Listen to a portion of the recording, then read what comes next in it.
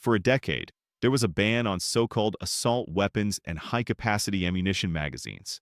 What they've done now is they have modified their assault weapons ban so that it touches not just assault weapons, but magazines. Now, Democrats in the General Assembly also pushing ahead with one of their most controversial gun control measures, the ban on assault weapons. Cannot ban an entire class of firearms that are commonly chosen by law-abiding citizens. Multiple other rifle and magazine ban challenges lined up for that same exact conference. They take things millions of Americans own legally, relabel them as dangerous, and then they change the definition. The Supreme Court just had something land on its desk that could change everything about rifle and magazine bans in America. And I mean everything. Multiple cases, not just one, not just two, but a whole stack of challenges all arrived at the same conference. And what happens next could reshape the Second Amendment landscape for a generation. Here's why this moment is different from anything we've seen before. For years, the highest court in the land has been ducking this fight. Every time a case challenging a so-called assault weapons ban or a magazine capacity restriction made its way up the legal ladder, the Supreme Court found a way to sidestep it. They'd deny review. They'd send it back down to a lower court. Or they'd simply let it sit. And during all of that avoidance, lower courts across the country have been issuing wildly contradictory rulings. Some federal courts have said that commonly owned rifles like the AR-15 are clearly protected under the Second Amendment. Other courts have said the exact opposite, arguing these firearms are too militaristic, too closely tied to battlefield use, and therefore fall outside constitutional protection. And then you've got a third camp of courts that acknowledge these are protected arms, but claim they can still be banned because they're supposedly too dangerous and unusual. That's three completely different legal conclusions on the same constitutional question. And American citizens are caught in the middle of that chaos, depending entirely on which state they happen to live in. Major Second Amendment case is before the Supreme Court today. Two guns can function the exact same way. One's legal, one's illegal because of how it looks. The Virginia House has just passed not one, not two, not three, but 8 gun control bills. That means that we could be looking at the perfect storm of Second Amendment cases all landing on the Supreme Court's desk at the same time. This is not some gun rights attorney saying it. This is the U.S. government admitting it. They're saying these laws don't survive brewing. Taking on gun control with big reforms passed through committees on party-line votes. And one of those changes would ban assault weapons. Now, that brings us to what just happened. And this is the part that should have everyone paying very close attention.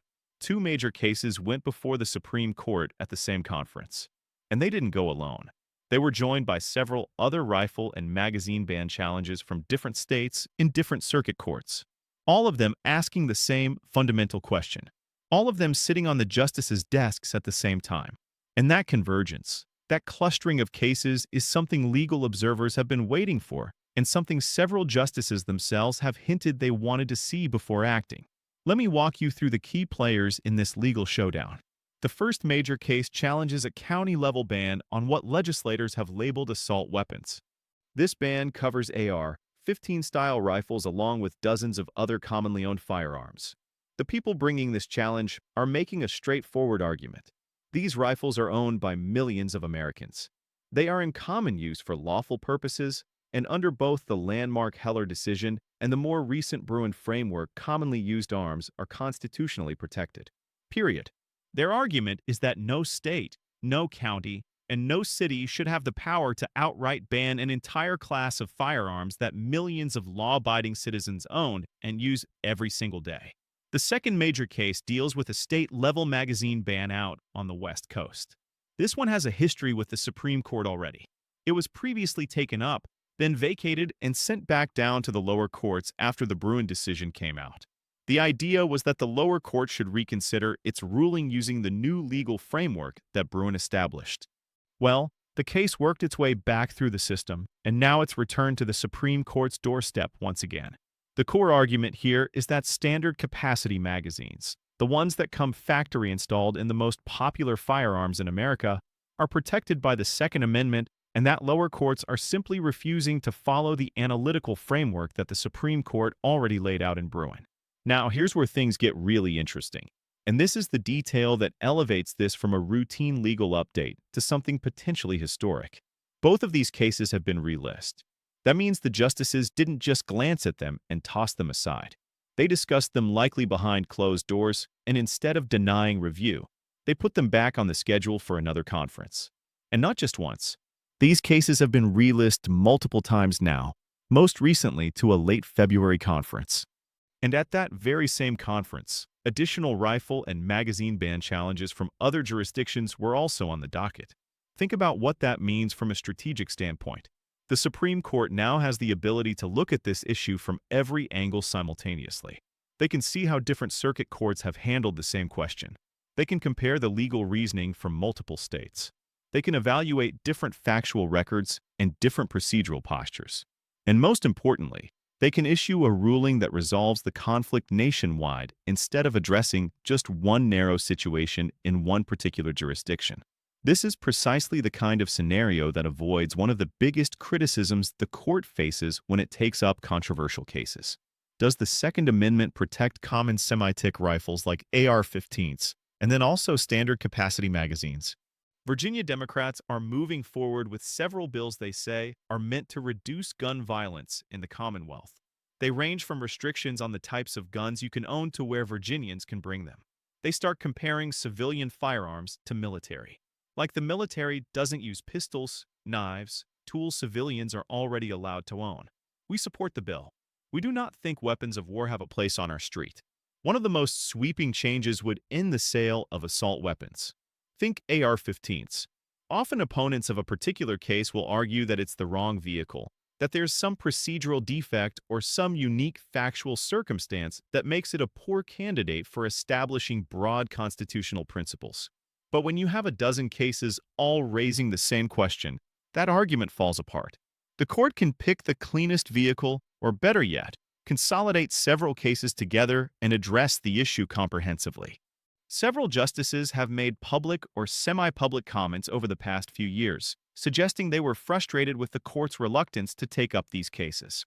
Some have written pointed dissents from denials of review, essentially telling the legal world that this issue needs to be resolved and that the court is failing in its duty by continuing to avoid it.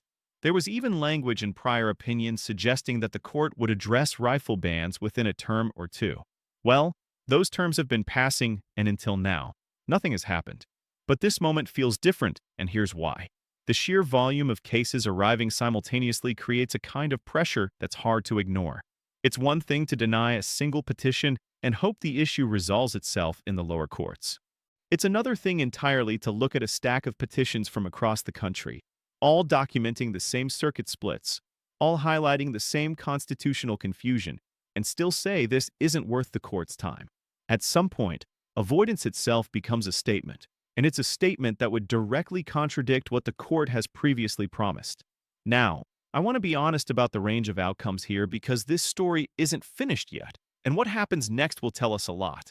The best possible outcome for those challenging these bans is a grant of review on one or more of these cases. If the court takes up even a single rifle ban case or magazine ban case, it signals that they're finally ready to draw a clear constitutional line.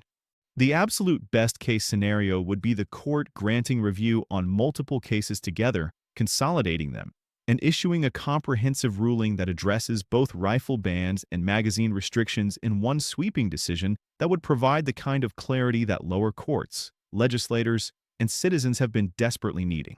But there's also a less optimistic possibility that we need to be prepared for. Multiple relists don't always lead to a grant.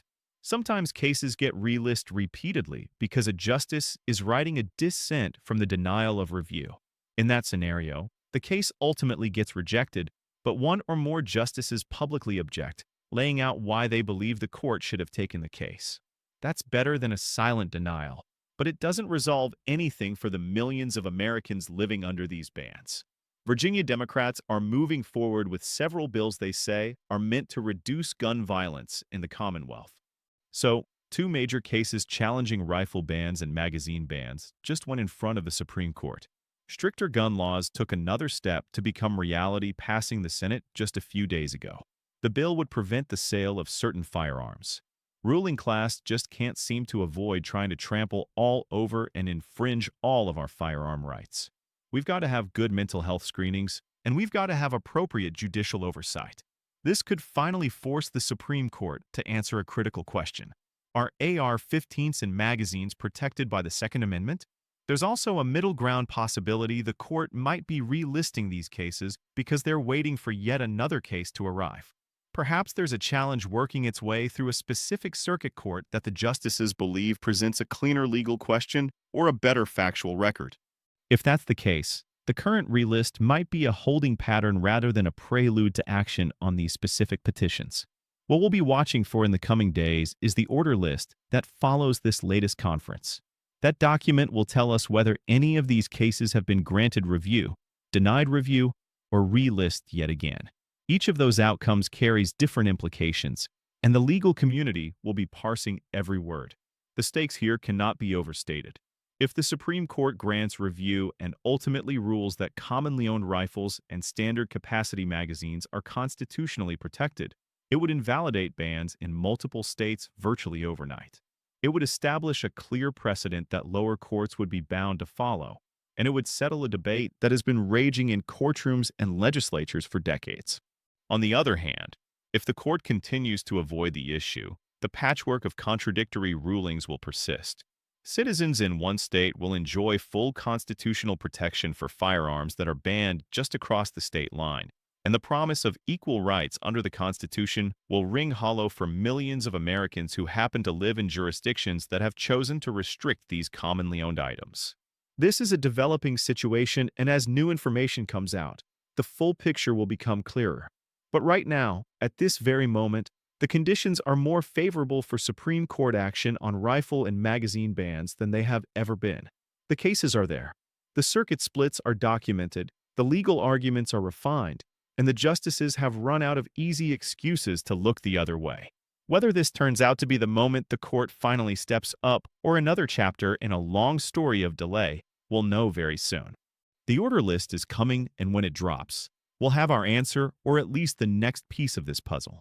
That's it for today, folks. See you in the next video.